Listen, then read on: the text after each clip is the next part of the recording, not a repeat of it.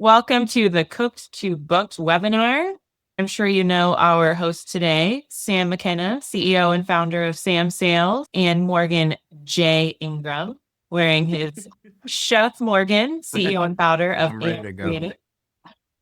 And he came with the spatula. You brought a spatula. I'm prepared for cooking, so I can prepare myself. I'm sorry to say, I was hoping to have a little ratatouille sitting on my shoulder, but he didn't make it here in time. We do have a little bit of background of why this webinar is called Cooked to Booked. It's all about sales emails, sales messaging, and getting your red lines revamped to start fresh. Morgan, tell us a little bit about why we went from cooked to booked and how you and Sam started, how you've known each other. You've been friends for a few years now. Yeah. So how this all came to be is about 2 weeks ago, I posted when I was an SDR back in like 2016, 2017, how I used to get cooked when I would send messages, and they were absolutely terrible. And even Sam texted me like our first messages, and I was like, what was I saying? Like, it sounds like, well, I don't know what I was on. But Paige had commented on that post and said, oh yeah, like you're getting cooked to book. And then I was like, wait, that should be something we should talk about and actually help some people out, which then led into this webinar. And Sam has been an amazing person to know in my career. If you all see the amount of voice notes that we send back and forth to each other, and she's willing to give her time to give advice and help me along my journey in being a founder. But we first connected back, I believe, in 2017. We were both on the same panel at Rainmaker Sales Loss Conference back in the day, and we've continuously supported each other since then. So awesome to know you, and I'm excited to be here. That's so good. I think you're going to be pretty excited about this, but I'm going to share our screen really quick and show that first DM. I'm going to put you out there and show. This is our first DM between Morgan and Samantha. Like, what was I doing? Here's my favorite part about this, you guys. So my favorite part is knowing the friendships that have been created from LinkedIn and looking back at the formality that we had in the early days. Like, hello, how do you do? Great to meet you.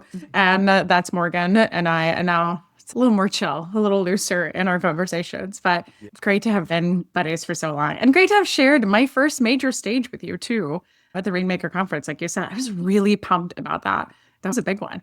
It was. It was Yeah. an awesome experience. Shout out to Rainmaker. Yeah, huge audience members. All right, Paige, we'll start going down memory lane. Okay, we want to make this webinar super tactical and get into the frameworks from both and also start redlining your emails. Let's dive into it. Sam, tell us a little bit about Show Me You Know Me, our trademark methodology, how it came to be, and why it's so important. Yeah, really quick before we go in. So a couple of notes for those of you who are brand new to us, and I see some new names. I see some very familiar names as well. Hi, friends. But for those of you who are new to us, Show Me You Know Me, if you can squint back here and see on the wall, as Paige said, is our trademarked methodology. It's all about the idea of doing your research in advance and figuring out how do you cut through the noise and how do you show people you've made an effort. So part of that is the research, right? How we write a subject line that really stands out, cuts through the noise of an executive's inbox. But the other part of Show Me You Know Me is how do we write something substantive enough, right? Interesting enough, hooky enough in the email that actually converts. How do we get executives to read, first to open, that's half the battle, but then to read it and say, this is worth my time. So one of the things that you're going to find today is as we talk through our emails, and Morgan and I might have a little bit of a debate too on the length of the email and what it should look like. And that's okay. We're here to argue.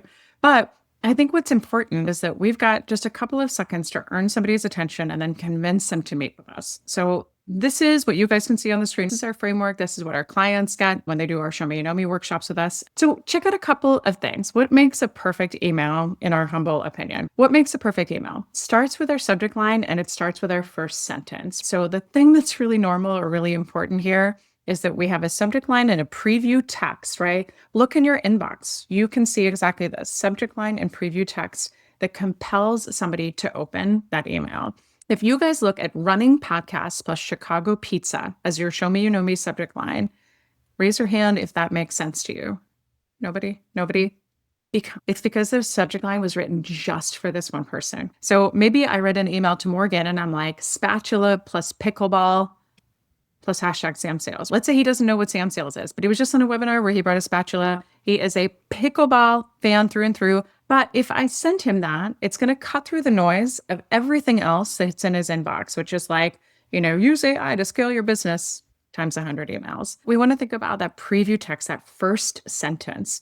So when you think about what we normally see is hope this finds you doing well, right? And Morgan, you could probably open up your spam and see that times 100. Hope this finds you doing well. So let's think about how we can put a sentence together, first in the subject line that makes no sense, and then that first sentence, steal ours. We might say something like, we've yet to be properly introduced, but I'm Sam McKenna, or we might just dive right into the show me, you know me, right? So maybe I'm reaching out to Morgan and I'm like, hi, oh my God, your latest pickleball post. Can we talk about this? I'm just going to go right in. So subject line and first sentence, we got that. We got the open, the toughest thing of all to get outside of the reply. Average open rate, 6%. So if we can get this open, we're in a good spot. Now, we want to think about the show me, you know me. We want to tie the dots together of what we're saying in the subject line, but then we want a transition. So you might use a transition like, the real reason for my outreach is I'd love to sell you my products. A little more tactful than that. But we need the transition because what Morgan and I typically see in emails is it's like, Sam, I see you went to FSU, go Knowles. Companies like yours are buying products like ours to do XYZ. And we're like, wow. So think about the things you write in an email. Would you say that out loud? Is that the way that you would transition an email? If not, we probably need a transition, right? I'm going to go with Sarah Kiley. If I see Sarah at a conference, I'm not going to be like, Sarah, like, I see you love pickleball. By the way, companies like Churn Zero are buying samsales to do XYZ. She's going to be like, that was a really awkward transition. So I've got to find a way to move off that one topic and go into the other. Now, let's think about the value. What are we going to say in terms of the value proposition? So challenge storytelling. What is the challenge the buyer is going through? And what's the so what of what you bring to the table? If you say, this is what we do you want some of it? You're just like every other email. So we have to really think about what is that challenge that that specific buyer persona has, and what's the so what? What's the value proposition? What's the thing that's going to move the needle for them? Take a peek at what we wrote up here. Given the modern sales organization you are, I suspect you're a LinkedIn Sales Navigator customer, but I suspect your reps don't use it as much as you like or to the full breadth of its capability. If there's anything outside of emails that Morgan and I can talk about, it is Sales Navigator. So if you ever want some nerdery on that, you call either one of us. But this is all that a rep might say. And then might say, we can help train your teams on it. You want to talk to us? No, we've gone through training. We have a CSM at LinkedIn. We don't need you for that buy, and then delete it. So we have to think about what the issue is that we can solve. What's that so what? How can we talk about loss aversion? How can we get to something meaty? How can we get them to think like, oh, is that the reason we're having an issue? Is that what we haven't tackled? Is this why that other training didn't hit before? Got it. And then we get to our close. The close before we get to that has to be the hidden or forthcoming objection. So let's say I say, listen, your teams aren't using Sales Navigator because you haven't been trained correctly. We have a CSM for that. We don't need you. So I have to think about what that objection is going to be. I have to think about what they're thinking. What's the most common thing I hear when I try to sell whatever it is I'm selling, and get around it in the email. Does this make it long? Yes. But the odds are non-existent that somebody's going to object, respond to you, and then wait for your rebuttal. If you already know what their objection is going to be, if you know what it likely is going to be, get ahead of it. Get it right in here. And then the final thing before I stop talking and pass it over to Morgan for some thoughts is the close, right? We fail when we close and we ask for a meeting time specifically. So instead, ask for interest. You surely heard this before, right? From Gongs to SalesOps to all the platforms say, ask for interest. The data shows. Instead of saying, can we meet at 2:00, or worse, sending a calendar link, ask for interest. Interested in hearing more? Would love to share some of this with you if you have time over the next week or two. Ask for that interest versus that specific time. And real quick on the calendar link, why shouldn't I send a calendar link? It's so easy, so straightforward. The reason I personally don't like the calendar link in outbound is it puts the onus on the buyer, first of all. It's very presumptuous, but if I really, really, really, really want to be selfish, I am now asking somebody to look at their calendar compared to mine that is chock full of internal things. So let's say Monday at 2 is the only time they can meet for the next 2 weeks, but it's blocked for me. Well, Monday at 2 is actually my one-on-one with Paige, which I'm always looking to get out of. So I can move that. But if they just tell me that, I'll move it internally with Paige and I'll prioritize the buyer, speed up my deal. And then lastly, how to sign off. Thanks. Cheers. Take care. Talk soon. Just avoid best. I always think best is a little passive aggressive. Morgan, I'll stop talking for a second. Thoughts, feedback? What's your insight? Just for a second, though. Hold on a minute. I would say this as well, and I think everyone here that's a sales leader or rep can agree to this, is that I want to actually double down on the cornerstone of this, right? Which is the show me, you know me, and really reading that email out loud. Like when you do this process, like read it out loud so that you can evade being awkward. Because when you read it out loud, you're like, wait, that doesn't even sound right. Okay, so I should probably not send this email. So that's like the layer I want to add on top of that. And yeah, I would tell people, do not put your calendar link inside of a email. I think some people see it as passive aggressive as well. And I've heard more people have a conflict with it than they like it. If I know you, that's a lot different. But if I don't know you, if someone's just throwing a calendar link at me, I'm like, yo, like, I don't even know you like that. I've also gotten that feedback when I was getting cooked. I would send calendar links and people be like, I don't know who you are. are you? So I'm coming off experience of getting cooked, which is what we don't want. I think you make such a good point, just doubling down on the read out loud part. So, like, you think about all these things that we've seen across emails that, like, every guru on the planet says you should do. And let's look at one of them, the whole idea of the pattern interrupt. Would it be the worst idea for us to have a meeting? Would it be the worst idea for us to meet and talk about this? Would you say that out loud? Would you, again, I'm meeting Sarah at Turn Zero at a conference. I say to Sarah, like, oh, this is so great. We can help you solve some things. Would it be the worst idea for us to have a meeting? She'd be like, well, no, yeah, because it's really creepy the way you said that. So read the stuff that you write. And would you normally say that? Is that how you would speak? You don't have to use this language. It can be personal. 100%. And I think that's the thing. Like a lot of the emails that will probably even go today, right? If you read it out loud, it's like, wait, that doesn't even sound like how you would have a normal conversation Yeah, with somebody. And I I think know. that's the biggest miss. You don't have to be a robot. It can be yourself. Be a little casual while still being professional. Exactly. All right, Paige, what do we got next? Okay, Chef Morgan, now if you could cook up your framework for cold email, we're going to give you a chance to share your framework as well. Cool. All right, y'all. Mine's just super straightforward. And also, it's an inspiration from Sam. And I think that's all. I want to actually call this out as I share this because it's very straightforward and I'll kind of break it down to you all. One of the most important things that I learned as an SDR, as I was getting annihilated, is that you want to learn from people that are actually doing well. So, as you see here, I literally have what Sam just talked about here at the beginning because my belief is that when you are doing any type of outreach or sales, go find the people who are already doing well and then make it your own. And so you'll see how I did that here. So this is a 5-step process. Then we'll get right into the emails and I'll explain what all this means. You'll notice that all of this is very similar to a degree, but some nuances. So the first thing I believe in is that you have to make an observation. And the way that I look at an observation is 3 different subsets. So an observation when you reach out to someone is either something personally is happening with them. So they posted something, went on a podcast, they commented on something on LinkedIn. So that's something personal that you can gather. The second thing is something that's happening at the company. So someone got promoted, so people are getting hired, maybe they open up a new office, maybe there's a 10K report. And then the third thing is like the persona. So what is actually happening in the world of a VP of sales, a VP of customer success, HR leader, IT, etc. My belief in everything I've seen, and Sam and everyone could probably attest to this, is that if you don't lead with one of those 3 things I just mentioned, the likelihood of you having a relevant email is extremely low.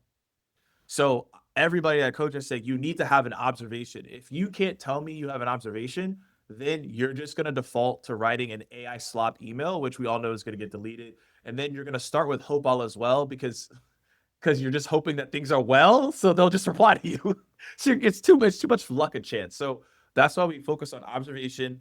We focus on those 3 subsets, and then we say, okay, out of these 3 things, what are we then layering in to actually have the message, right?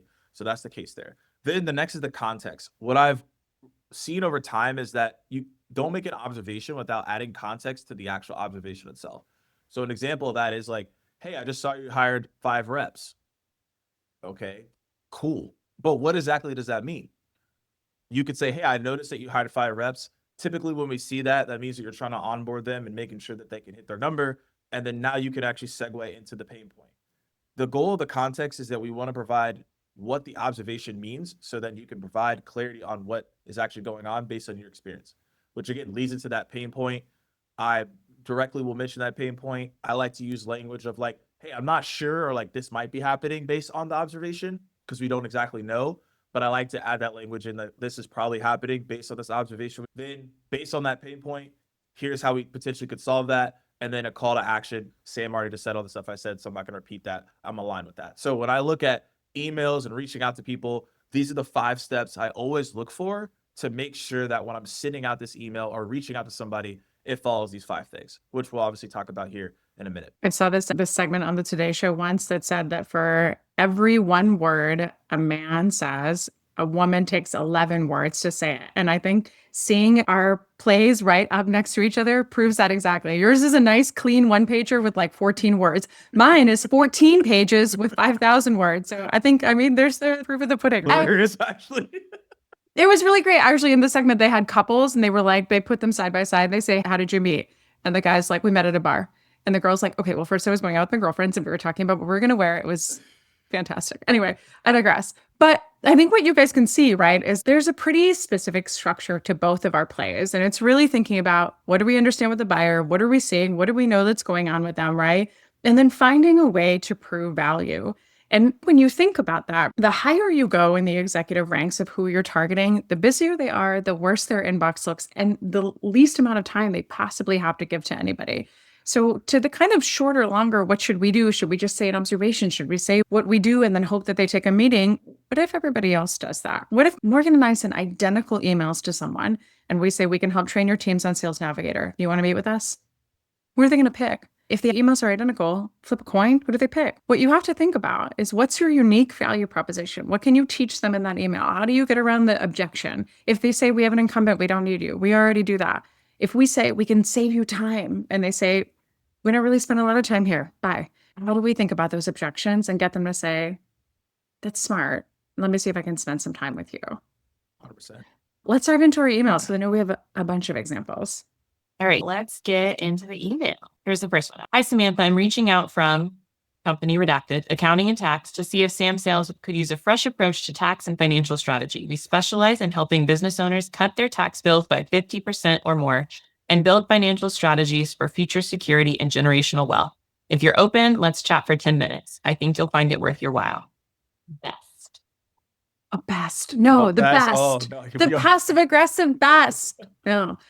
So this is an actual email that I got. And Morgan, do you have some thoughts? Or you want me to break down first kind of what my impressions were? Yeah, I'll break this down because I know this is the one you got. The main thing here is to not be general when you throw out percentages or anything in an email. Actually, this is like the number one thing I want to talk about because I see this quite often. And if your team does it, I would stop because it's like, all right, we specialize in helping business owners cut their tax bills by 50% or more. Depending on how much the business owner is making, that could be extremely drastic, right? Yeah. So I think the thing is there is that like, I'm calling this out immediately is that if you're going to put in a number, you need to be very clear. Like we specialize in helping business owners who have a revenue of 1 million to 5 million, and we can cut them by 50%. If you have that actual data, that would be a little bit better here. But that's actually the first thing I saw. And like, this could be a false promise because now, even if you do get the call and then you find out you can't do 50%, now we started off with a lie in the beginning. And I would prefer not to do that. And so like, I think that's the first thing I want to call out. Second thing is the call to action. I think let's just stick with one thing. I don't think I've ever had a conversation with someone for just 10 minutes to like figure out what's going on. So we also know that's probably not going to be true. So I think that's another thing I would say as well. The length is short, so we could call up for that. It's not too long, so at least we could give it the length. But those are my thoughts immediately. I think a couple of things. You can't see it here, but the subject line in this email was just this person's company name plus my company name, right? So I open just about every email I get, mostly for fodder, just like this, or things to use in our deck. So be warned if you do email me, just show me you know me and I promise I'll respond. But I think just a few things. So reaching out from this company to see if Samsales Consulting, like it's very easy to see that it's just a copy paste or brackets or whatever. Fresh approach to tax and financial strategy. We don't need a fresh approach. Let's just say that's it. We don't need a fresh approach. We love our accountants at Orba. We love our guys at Baird. We're good. Bye. See ya. Delete. We specialize in helping business owners cut their tax bills by 50%. Which tax bill? Do you mean the one that I actually owe to the IRS? Because that would be a big deal. And how are you going to do that without fraud of some kind? Two, are you talking about the tax bill that I pay to Orba? So we pay about $12,000 to do our tax prep every single year. It's not a small amount of money, but cutting it by 6 grand, I don't know, that's not attractive. How much time is that going to take? What am I going to have to do? How am I going to have to set things up? I'm going to change a bunch of things. Is my team involved? Is it an expensive thing to save $6,000 for our team from a resource perspective? I don't know what she means specifically. And then the 10 minutes part, exactly what Morgan said. Nothing's getting done in 10 minutes other than this is what I do. Do you want some of it? Not really. Thanks anyway. So what I would say here, and I think this goes along for anything you're doing from a professional services perspective, tax, accounting, wealth advisors, right? Like probably get 5 or 7 outreaches every single month from people who are like, hey, I think you probably make a couple bucks. We'd love to manage your money. And I'm like, you and everybody else. Okay, thanks, bye. What's the value you can offer here? So if there's a strategy, how do you do it by 50%? One of the key things I see entrepreneurs miss is this one particular thing. Talk to your tax guys. If you guys aren't doing it, it's one of 7 proactive things that we can think of that you might be missing. How? If you're a wealth advisor, one of the common things we do is tax harvesting at the end of the year. If your advisors aren't doing that, it's one of 7 proactive things that we can do.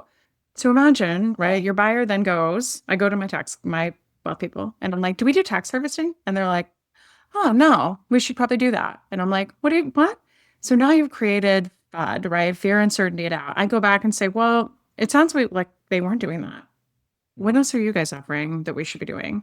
What value can you provide in this email that proves to this person that you're competent, you know something, you know them, and that convinces them the 10 or 30 minutes of time will be worth it?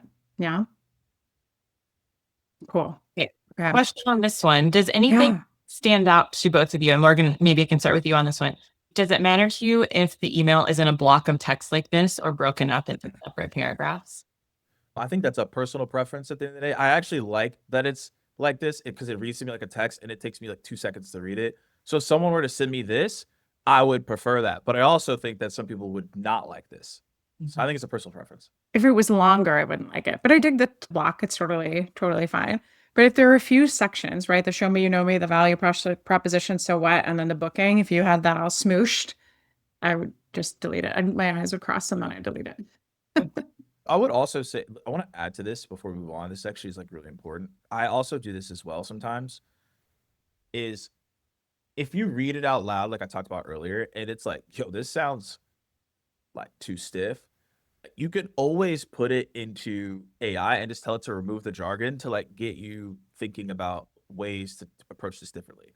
So that's like another thing I'd recommend, because like there is a lot of jargon here. So I would be like, hey, just remove the jargon and then find more simple words to convey your point as if you were having a conversation. So I'm not saying use the exact same thing that the output AI has, but it is a good way to think about it so then you can have a better approach.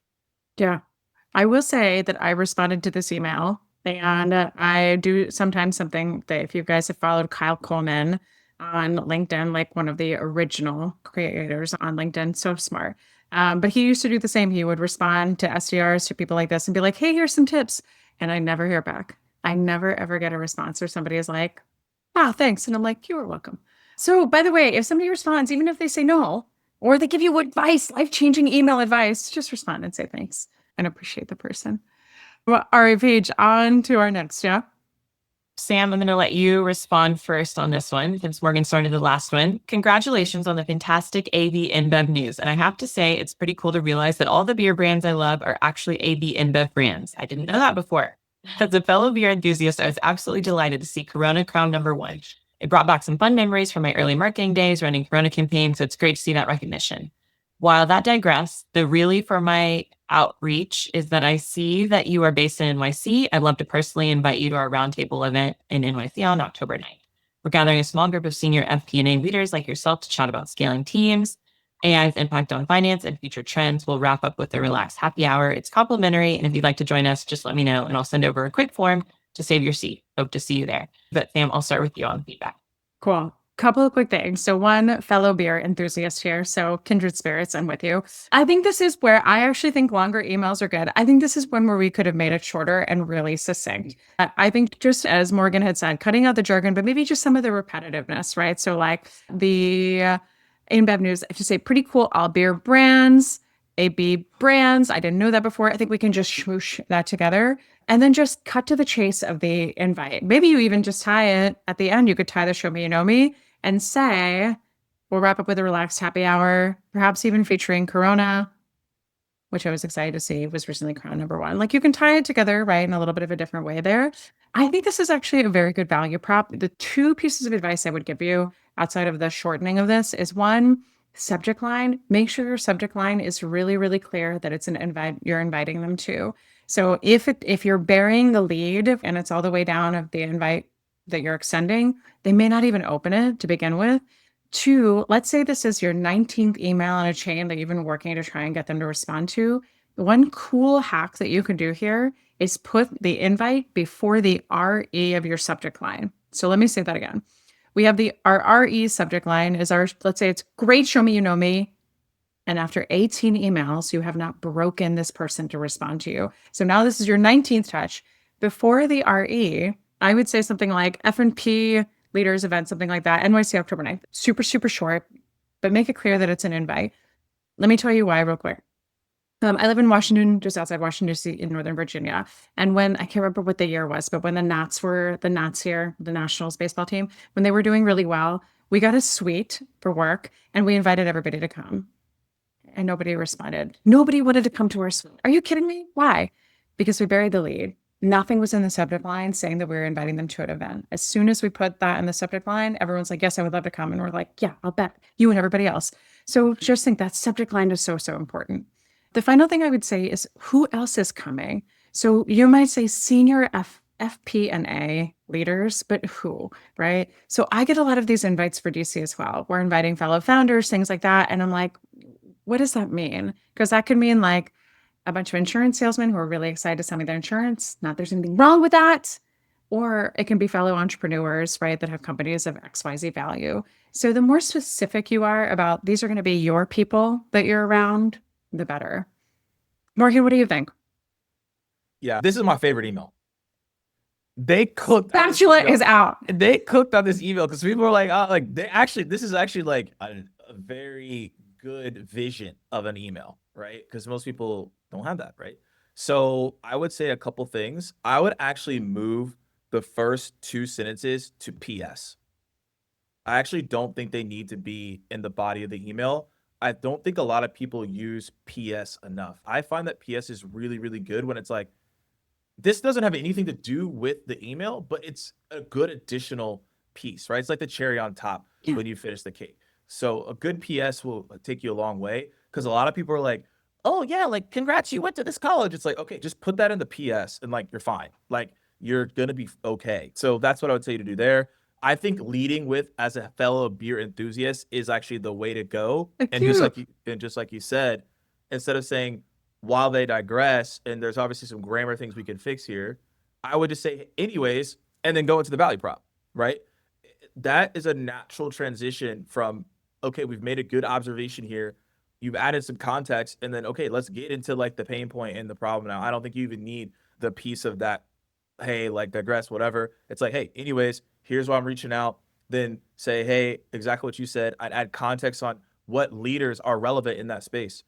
I don't know what leaders are relevant in the FP&A space, but there probably are people, if you mention them, they would show up. Just like you said, Sam, if there's certain founders that would show up at an Arizona event, I'm going to show up. But if it's just like founders, it's like, well, I don't really know if there's going to be in there because I don't want to waste my time. So adding context is important. So that's what I would say there. I really like your subject line piece. Saying she's been trained on Show Me You Know Me. So it's like this is just a marketing plan for us right here.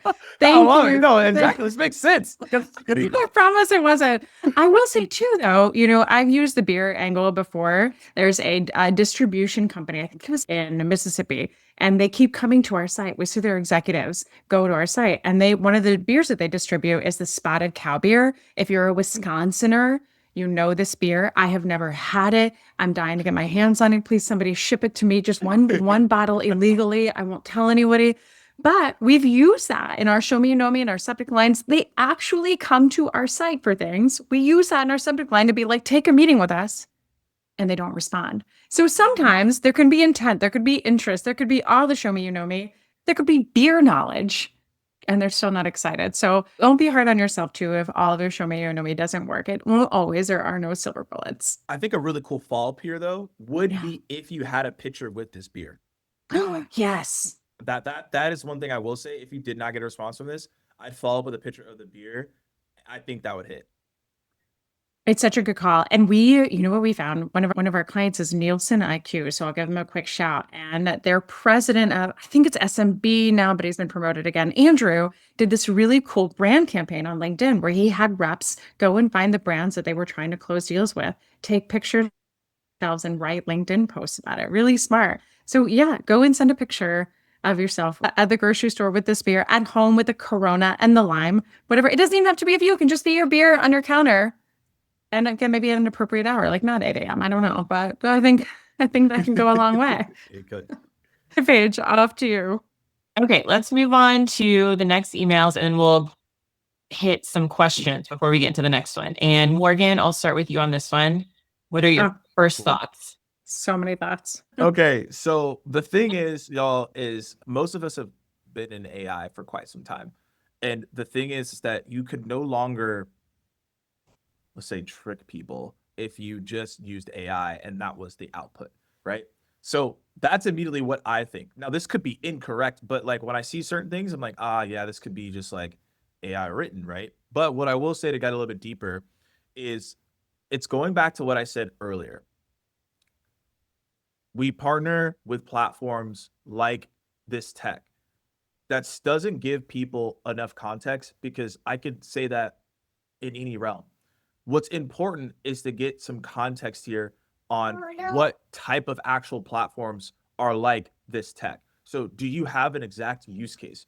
Do you have customer quote? These are like really good things to do. So for example, if I were to rework this email, I would be like quote from whatever platform is similar to this tech that's in this space. And I would actually have a customer quote in here talking about like, hey, your customers are leveraging us. Here's a direct quote from a customer that we work with. We know this is a pain point. Let's meet. So here, this is very vague because it's like, okay, we partner with platforms like Bang and Tech, like, but what does that mean? Everybody can scale payments. People know it's a pain point, but have you worked with someone like me to have the confidence to reply to this? So when I see this email, that's my main core feedback is that this is just like, hey, we partner people, but what type of people? Who are those people? What have you done for someone else? That's the questions that people are going to have, which is going to lead to that question mark. Because again, we see here, hey, we're already working with peers in your space. Okay, who are those people though? And so that becomes the main obstacle and why people won't reply because it's too vague. And I would even say if we go down here, it happens again. This past year, we've helped companies like one on the stage. Okay, who are those companies though? Can I have some context? What's going on? So again, if we go back to the framework, there has to be context here because now it's just like, yeah, we just work with other people, but it's like, who are those people? So I know Sam has more things she might pack here, but that's actually my main feedback. This would change the entire email if you just stated who those people are. And if you can't even name the company, at least give us a use case of what that looks like. Because if you just throw, hey, we're working with other people, but not contextualizing saying it, it will lead to people not trusting it.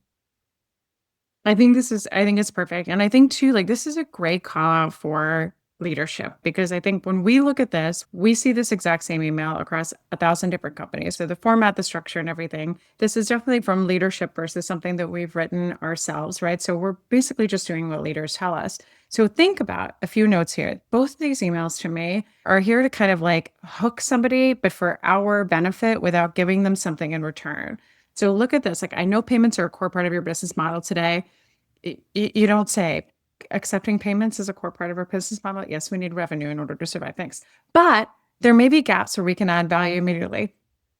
What gaps, right?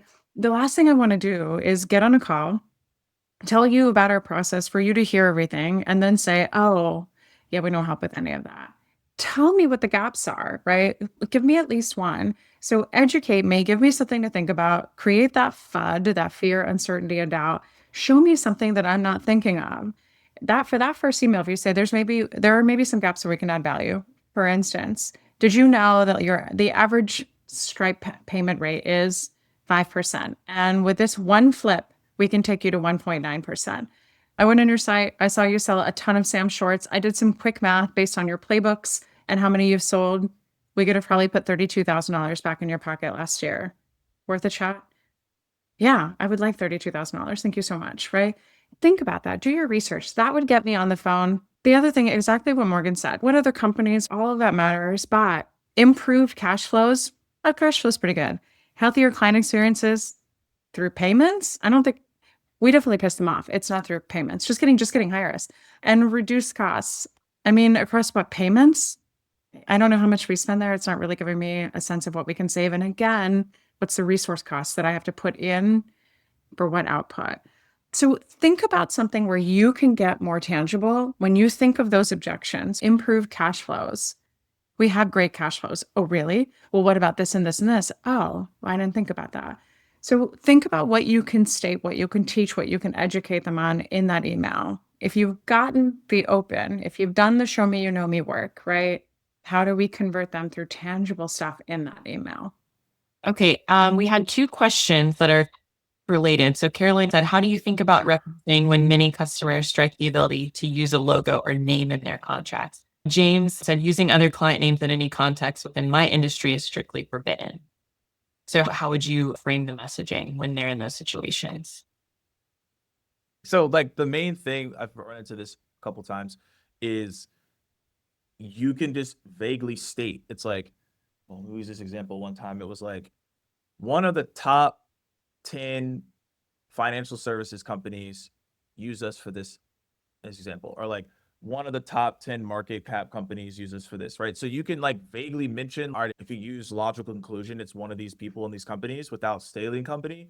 But I'm looking beyond that. There just needs to be an example of how you've actually done something and solved the problem with the person, which is like the correlation of what Sam's talking about, what we're talking about. Here it's just like, there are just some other people we've worked with without any context on who those people are, what you've done. So if you said, hey, yeah, we've worked with one of the top 10 companies within your space in healthcare, and here's exactly what we did. You're not naming the company, but you're still inferring context clues on who this might be while still using a leverage point in there. Again, that's a random example, but I'm just giving you a context on like how you do that. Even if you can't do any of those things I just mentioned, you still need to mention, hey, out of these people, other people we work with, here's something that we did. There needs to be a contextual example, regardless of if you can name them or not. I think I would add to that. This is one of the places where I would try to push back, especially as a small business, on the logo. So if you have the ability, if you're in the T's and C's, et cetera, and it's one of the first things they strike, I find that council strikes it because it's an easy one and people are just like, yeah, okay, whatever, we'll get somebody. But if you come back and say, this would be really beneficial, this is the only way that we'll use it, we might reference that we work with you vaguely, but not specifically what we do. See if you can find a way to allow that.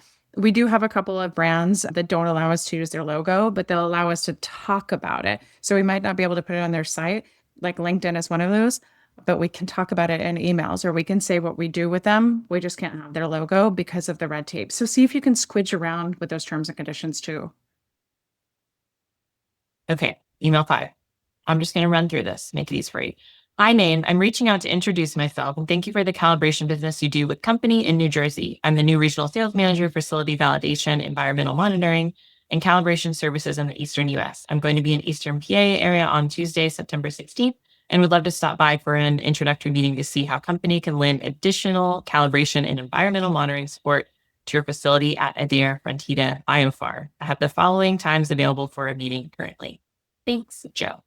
Okay, let's start with Sam on this one. Sam, what are your first thoughts? I think again, subject line, you're going to be in the area. Make sure that call to action is super, super clear up there. I think you guys know that by now. 2, this sounds like a meeting that's going to serve you, right? So what am I going to get out of it? What is it that you want to talk to me about? What is it that you can do to lend value to me? I got the additional calibration and environmental monitoring, but it sounds like you just want to come in to pitch me. I think the other part that makes me nervous is I'm the new, right? So the sales manager, what does that mean? Have you been there for 17 years and you were recently promoted, reassigned? Is this your 3rd month on the job? And I'm going to have a lot of questions that you're not going to be able to answer. So I think sometimes we devalue ourselves by saying new, right? But just talk about, you're going to be the area, love to chat. You have some great ideas to share about things that their peers are doing. You can look at the work maybe that they're already doing with you if this is an existing client and just say, you use these products, but most of our clients use that plus this, which leads to this. If you'd be down to chat, don't say that, but if you'd be down to chat, I'd love to swing by anytime. Let me know if you've got some times that are open.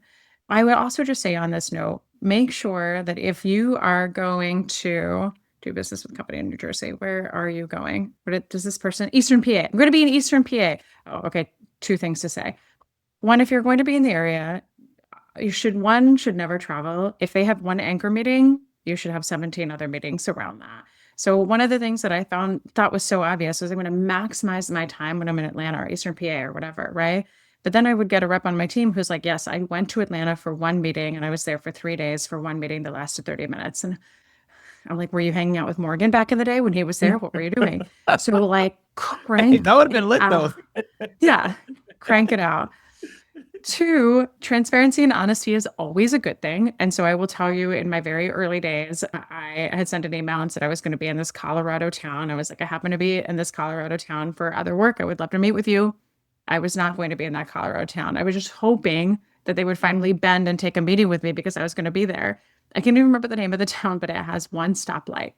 That is how small this town is. And so they were like, who are you here to visit? We probably know them. And I was like, shit.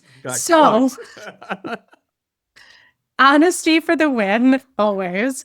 But I will say, I do see a lot of advice that says to not go the honest route on LinkedIn. So I see advice that says, I'm hosting a dinner for CMOs.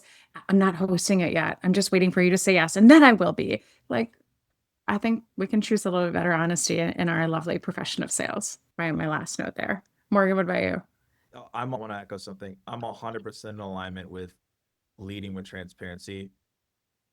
Even if you were to get those meetings and you lied or whatever, again, starting off with a lie is never the best thing to do. I just think that from an integrity standpoint, I feel like that's just not the move.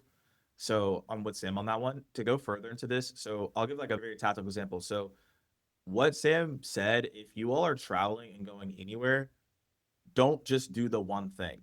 Like next week, I'm going to Amsterdam to go speak somewhere, but I'm not just going to speak. I was like, cool, I'm going to meet with these people. I'm reaching out saying, hey, I'm coming here. I'm doing multiple things. And the reason what I'm saying that and why it's important is because on this email, that's what needs to be stated here. You need to be coming in with a certain frame. This comes in from a frame of desperation. I'm new. I'm reaching out to introduce myself. I'm going to be here. I'd love to stop by. Everybody loves to do something, right? And I have these following times. It just comes off as like, you're only coming in to meet me, versus the reframe and what Sam's talking about and what I'm in alignment with is, I'm already coming to this place. I'm already meeting with these 3 people. So it'd be great to meet you as well. That's the frame. And I'm not even talking about like the copy or anything. I think what we need to talk about here is the frame of how to approach these emails when you go somewhere. It's like, I'm already doing something. While I'm here, it'd be great to meet with you, but you got to have the energy to be like, if I don't, it is kind of is what it is. That's the energy you need to write this email with and already kind of mention what you're already going to be doing. Cause like, wow, okay, I want to be a part of that versus like, oh, this is brand new. Like your point, Sam, I don't really know you yet. I'm a little concerned. We don't want them to have that response to energy. Yeah. I think another thing just to think about, depending on the size of the company you're going to go visit, especially if you have the tiniest footprint already and you're looking to expand, or if this is your first meeting, see how, if somebody responds to you and says, I'd be happy to meet with you, or again, if you're meeting with your existing client but want to expand within their office, if you're going somewhere where it's a campus, like let's say you're going to North Carolina and you're going to SAS. SAS is a massive campus in North Carolina.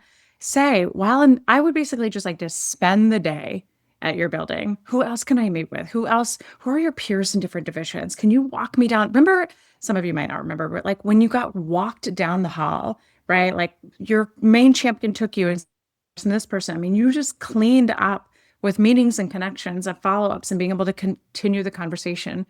Do that again, right? This is your chance. I think before the hot takes, I just want to mention one other thing here. I think there's some of you on the call that have maybe never done an on-site before, right? So we talk to a lot of sellers who have never been to a conference, have never boothed before, have never done on-sites before. And they're like, the hell do I do? Stand in the booth and stare at my phone?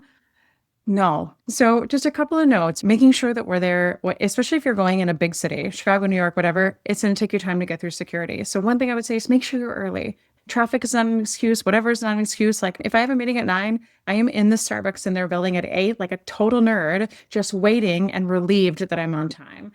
2, the other thing is think about stuff to bring. I think we've kind of lost the art of like bringing cupcakes, bringing a snack, bringing something, even if it's like a corporate Yeti that you want to bring.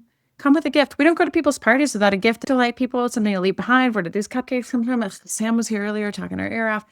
It's something to leave behind. Okay, rapid fire. Okay. Yelling at each other about the length of emails. Let's do it. There's a lot of ways we could go with this, and we only have 6 minutes. So you've been friends a long time. What are some topics that could break up your friendship? Connection, leaving a note in the connection request versus no note. Length of emails. I'll let you pick between those two. Sam, maybe we start with you. Connection requests or length of emails? But you might find out you're aligned. So let's see. Oh man. What do you Morgan, you pick. I can't. The biggest beef we've had is the connection request. I think when you commented on my post, I was like, this actually might ruin everything. I might become a second-degree connection. I was actually like pretty nervous about it. I was like, oh no, like we actually have a legitimate disagreement. But the blank connection request just wins. I wish it wasn't the case, but like I can only look I wish you weren't wrong.